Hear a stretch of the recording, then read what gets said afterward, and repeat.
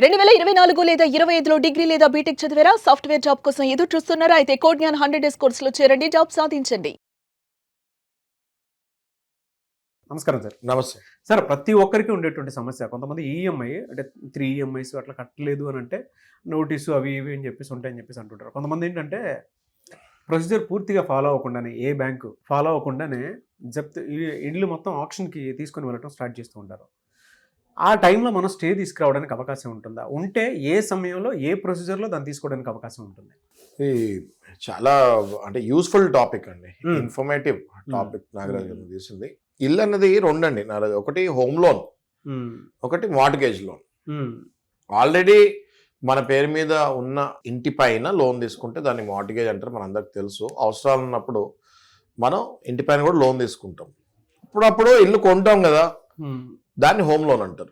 Home or mortgage రెండు కూడా ఇంటి మీద లోన్ అంటారు. దీనికి స్పెషల్ కోడ్స్ ఉన్నాయి నాగరాజు. ఒకవేళ కట్టలేకపోతే డిఆర్డి అని డెట్ రికవరీ ట్రిబ్యునల్స్ అని దీనికి సపరేట్ కోర్ట్ ఉంది. ఇక్కడ మన హైదరాబాద్లో అయితే అబెట్స్లో ఉన్నాయి. ఓకే, ఈ కోర్ట్స్. దీన్ని సివిల్ కోర్టుకి వెళ్లకుండా డైరెక్ట్గా డిఆర్టీలోనే మనం వేసుకోవాల్సి వస్తుంది. ఎప్పుడైతే 3 ఈఎంఐలు కట్టలేదో బ్యాంక్ వాళ్ళు ఫాలోఅప్ చేస్తారు, వెంటనే ఎన్పిఏ అని డిక్లేర్ చేస్తారు.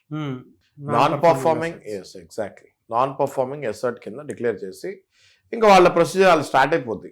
బ్యాంక్ వాళ్ళకి మనం ఎప్పుడు 3 ఈఎంఐస్ కంటిన్యూగా కట్టకుండా అవకాశం ఇవ్వకూడదు అని నేను చెప్తాను ముందుగా. హోమ్ లోన్ మార్ట్గేజ్ లోన్ తీసుకునే వాళ్ళకి ఇది చాలా యూస్ఫుల్ వీడియో. ఇది మీరు ఈ వీడియోని సేవ్ చేసుకుంటే మీరు హోమ్ లోన్ తీసుకునేటప్పుడు ఏం చేయాలి అన్నది క్లియర్గా అర్థమవుతుంది. ఓకే ఓకే, హోమ్ లోన్ తీసుకునేటప్పుడు ప్రొసీజర్ ఎంత ఇంపార్టెంట్గా మీరు తెలుసుకుంటారో, బ్యాంక్ వాళ్ళు ప్రాసెసింగ్ ఫీజు ఎంత ఛార్జ్ చేస్తాడు, ఈఎంఐ ఎంత, ఇంట్రెస్ట్ ఎంత, ఫ్లోటింగా ఫిక్స్డా, ఎన్ని టెన్యూర్ అంటే ఎన్ని మంత్స్కి ఎన్ని ఇయర్స్కి కట్టాలి, ఇవన్నీ తెలుసుకుంటారు సహజంగా. బట్ కట్టకపోతే ఎట్లా, ఎన్ని ఈఎంఐలు కట్టకపోతే నా బ్యాంక్ వాడు నోటీస్ పంపిస్తాడు, ఎన్పిఏ అంటాడు అన్నది ఎవరు తెలీదు, చాలా మంది తెలీదు. ఎప్పుడైతే ఈ 3 ఈఎంఐస్ కట్టారో అప్పుడు బ్యాంక్ నుంచి నోటీస్ వచ్చిన తర్వాత దాని గురించి టెన్షన్ పడుతూ ఉంటారు, దాన్ని తప్పుదారిలోకి తీసుకెళ్తూ ఉంటారు. నారాజు గారు, ఈ 3 ఈఎంఐలు కంటిన్యూగా కట్టకుండా ఉండకూడదు. మొట్టమొదటిగా ఒకవేళ కంటిన్యూగా కట్టకుండా ఉంటే మీకు బ్యాంక్ నుంచి ఇమీడియట్గా నోటీస్ వస్తుంది. దాన్ని డిమాండ్ నోటీస్ అంటారు. 13(2) ఒక 60 రోజులు టైం ఇస్తారు. డిమాండ్ నోటీస్ 60 రోజుల లోపు మీరు మా దగ్గరికి బ్యాంక్ దగ్గర రండి, దీన్ని రెగ్యులరైజ్ చేసుకోండి, మొత్తం అమౌంట్ కట్టేయండి అని అంటది. బ్యాంక్ ఎప్పుడైతే 3 ఈఎంఐస్ కట్టలేదో ఇంక ఈఎంఐస్ ఇవ్వనంటది. టోటల్ బ్యాలెన్స్ ఎంత ఉందో అంత కట్టేయండి, మీ మీద ఇంకా మాకు నమ్మకం పోయింది, యువర్ నాన్ పర్ఫార్మింగ్ అంటది. Your non performing asset for the bank, ఇంక మీరు నమ్మకం పోయింది, టోటల్ అమౌంట్ కట్టేయండి అంటది. ఇంక ఈఎంఐ ఫెసిలిటీ ఇవ్వదు. సో మీరు దయచేసి ముందుగానే ఈ పాయింట్ గుర్తుపెట్టుకొని వేరే ఏమైనా అప్పులు ఉంటే కావాలని నేను చెప్పకూడదు, అలా అని చెప్పకూడదు. బట్ హోమ్ లోన్ అన్నిటికంటే ఇంపార్టెంట్ కదా, మీరు ఉండే నివసించే షెల్టర్ కదా.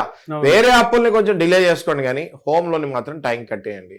3వ ఈఎంఐ బౌన్స్ చేయకండి. సరే చేసేసాము, డిమాండ్ నోటీస్ వచ్చేసింది, వెంటనే ఒక డిఆర్టీ అడ్వకేట్ దగ్గరికి వెళ్ళి డిమాండ్ నోటీస్ వచ్చినప్పుడే మీరు దానికి రిప్లై ఇచ్చి ఒక అడ్వకేట్ ద్వారా బ్యాంకుకి సంబంధించిన అడ్వకేట్ని కలిసి ఎలా సెటిల్ చేద్దామండి, దీన్ని తిరిగి స్ట్రక్చరైజ్ ఎట్లా చేసుకుందాము, తిరిగి దీన్ని ఎన్పిఏ ఎలా ఎత్తేద్దాము, నాన్ పర్ఫార్మింగ్ అసెట్ అన్నది ఈ క్లయింట్కి ఎలా ఎత్తేద్దాము, మళ్ళీ ఈఎంఐ ఎలా ఇవ్వగలుగుతారో మీరు ఇవ్వగలుగుతారా, మన రీస్ట్రక్చరింగ్ చేద్దామా, కూర్చొని మేము డిస్కషన్కి రెడీ అని ఒక అడ్వకేట్ ద్వారా ఆ బ్యాంక్ సంబంధించిన అడ్వకేట్తో మేనేజర్తో మాట్లాడాలి. ఒక రిప్లై కూడా పెట్టాలి దానికి. అయినా వినలేదు, మళ్ళీ 13(4) అని ఇంకోటి వచ్చేస్తుంది. అది పొసెషన్ నోటీస్ అంటారు, దాన్ని సింబాలిక్ పొసెషన్ అంటారు. అంటే వచ్చి గోడ మీద అతికిచ్చేస్తారు.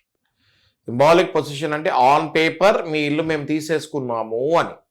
ఇంకా అక్కడ మనము కోర్టుకి వెళ్ళి సింబాలిక్ పొసెషన్ నోటీస్ వచ్చింది, మాకు దయచేసి కొద్దిగా టైం గడువు కావాలి, మేము బ్యాంకుని అప్రోచ్ అయ్యాము, వాళ్ళు ఎటువంటి సమాధానము ఇవ్వలేదు, ఏ డిస్కషన్కి రాలేదు, కాబట్టి దయచేసి కోర్టు ద్వారా నాకు కొంచెం స్టే ఇప్పించి కోర్టులోనే మనం డిస్కస్ చేసుకుందాము, అవతల వైపు అడ్వకేట్ తోటి మాట్లాడుకొని ఎలా ఏమైనా రీస్ట్రక్చరింగ్ కానీ కాంప్రమైజ్ కానీ లేకపోతే out side the court settlement కానీ ఏదో ఒకటి చేసుకుందాము అని రిక్వెస్ట్ మనం కోర్టుకి వెళ్ళి అడగాలి. అయితే వీళ్ళు ఫాలో అవ్వాల్సిన బ్యాంకు వాళ్ళు ఫాలో అవ్వాల్సిన ప్రాసెస్ ఏంటి, 13(4) నోటీస్ పంపిస్తే కుదరదు. క్లియర్గా ఈ సింబాలిక్ పొజిషన్ ఏదైతే జరిగిందో దాన్ని పేపర్లో, ఒక ఇంగ్లీష్ పేపర్లో, ఒక లోకల్ లాంగ్వేజ్ పేపర్లో దాన్ని పబ్లిష్ చేయాలి. చాలామంది బ్యాంక్స్ పబ్లిష్ చేయకుండా సింబాలిక్ పొజిషన్ పెట్టేస్తాయి. మీకు అర్థమైంది? అర్థమైంది. ఒక ఇంగ్లీష్ పేపర్, ఒక లోకల్ లాంగ్వేజ్ పేపర్, 2 పేపర్లో పెట్టి ఆ 2 పేపర్ కటింగ్స్ వీళ్ళు కోర్టులో వేయాలి కంపల్సరీ. ఎవరు? బ్యాంక్ వాళ్ళు. మనం స్టేకి వెళ్ళినప్పుడు వేయకపోతే మళ్ళీ వాళ్ళు వైలేట్ చేసినట్టే రూల్స్ అండ్ రెగ్యులేషన్స్. సో ఆ నోటీస్ కూడా క్యాన్సిల్ అవుతుంది. మళ్ళీ వాళ్ళు వేసి మళ్ళీ ఆ నోటీస్ పెట్టాలి. మనకు అసలు స్టే అవసరం ఉండదు. అర్థమైంది కదా? అర్థమైంది. So they have to go back and come back again with the proper rules and regulations of the bank. Okay, ఆ నోటీస్నే డిస్మిస్ చేసేయచ్చు. అలా స్టే తీసుకురావడానికి అవకాశం ఉంటుంది. అలా స్టే తీసుకురావచ్చు. అప్పుడప్పుడు బ్యాంక్ వాడు రూల్స్ వైలేట్ అయితే అసలు ఆ నోటీస్నే డిస్మిస్, కన్సిడరే కదా ఆ నోటీస్. ఆ నోటీస్నే కన్సిడరేషన్ చేసుకుంటే డిస్మిస్ చేయొచ్చు దాన్ని.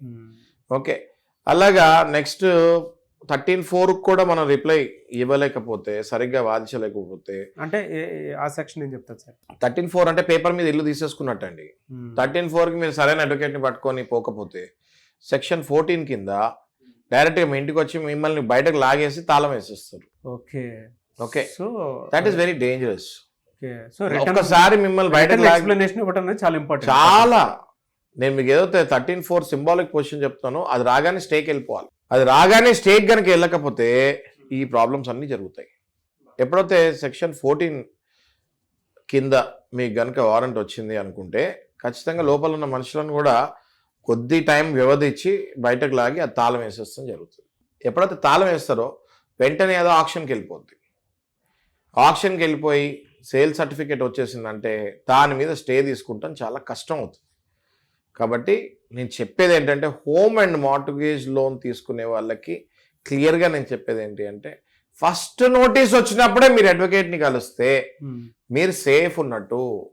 Advocate will guide you properly. Me property మీరు మళ్ళీ వెనక్కి తీసుకోవచ్చు. మీకు కొద్ది గొప్ప టైం ఇప్పిస్తారు. స్టే ఎప్పుడు కూడా ఒక కండిషన్ మీద వస్తుంది. స్టే రాగానే ఒక 20% 30% కట్టమంటారు కోర్టు వారు, ట్రిబ్యునల్. స్టే రాగానే అట్లీస్ట్ ఒక 20% 30% కట్టమంటారు. దాన్ని కూడా 2 నుంచి 3 భాగాల్లాగా చేసి కొద్దిగా టైం తీసుకొని కట్టచ్చు. మీ ఇల్లు ఆక్షన్లోకి వెళ్లకుండా కాపాడుకోవచ్చు. హోమ్ లోన్, మార్ట్గేజ్ లోన్ తీసుకునే వాళ్ళు ఈ నాలెడ్జ్ మినిమం లేకపోతే వాళ్ళు అసలు లోన్స్ తీసుకోకూడదు. అర్థమైంది? వాళ్ళు లోన్స్ అంటే ఏదైనా ఒక అగ్రిమెంట్కి ఎంటర్ అవుతున్నారు, ఆ అగ్రిమెంట్ మొత్తం చదవరు కదా. మీరు హోమ్ లోన్ తీసుకునేవాడు దగ్గర 100-200 సిగ్నేచర్లు పెడతారు. నారాయణ గారు పెడుతుంటారు సిగ్నేచర్లు. అందులో ఉంటాయి సర్ఫేస్ యాక్ట్, డిఆర్టీ, మీరు కట్టకపోతే ఇట్లా అవుతుంది అట్లా అవుతుంది, ఇవన్నీ ఎక్కడ వాళ్ళు చదవరు. ఇల్లు తీసుకునే ఆనందము, లోన్ వచ్చిందా టక్క సైన్లు. లోన్ అండి, అది ఫ్రీ కాదు. గవర్నమెంట్ ఫ్రీగా డబ్బులు ఇస్తున్నట్టు టక్క ఎక్కడ పడితే అక్కడ సిగ్నేచర్లు పెట్టేస్తారు. చదవాలా. చదవలేకపోతే ఒక అడ్వకేట్ని అడగాల, సార్ రేపు కట్టకపోతే ఏంటి ఇన్ని సిగ్నేచర్లు పెడుతున్నావు కదా అని. ఒకటి ఉంటుంది, కట్టకపోతే ట్రిబ్యునల్కి వెళ్ళాలి, మంచి అడ్వకేట్ని పెట్టుకోవాలి, స్టే పెట్టుకోవాలి, టైం తీసుకోవాలి, మళ్ళీ కట్టుకునేటట్టు చేసుకొని ఇంటిని మళ్ళీ మనము వెనక్కి రప్పించుకోవాలి. చాలా మంచి ఇన్ఫర్మేషన్ అండి, వ్యాలిడ్ ఇన్ఫర్మేషన్. చాలా మంది తెలియదు ఎలా తెచ్చుకోవాలని దాని మీద. బట్ 13(4) అది ఎప్పుడైతే వస్తుందో అప్పుడే స్టేకి వెళ్ళిపోవచ్చు అని కీ పాయింట్ని చెప్పడం. కరెక్ట్ నాగరాజ్ గారు, very correct. Thank you so much Shashikant గారు. Thank you.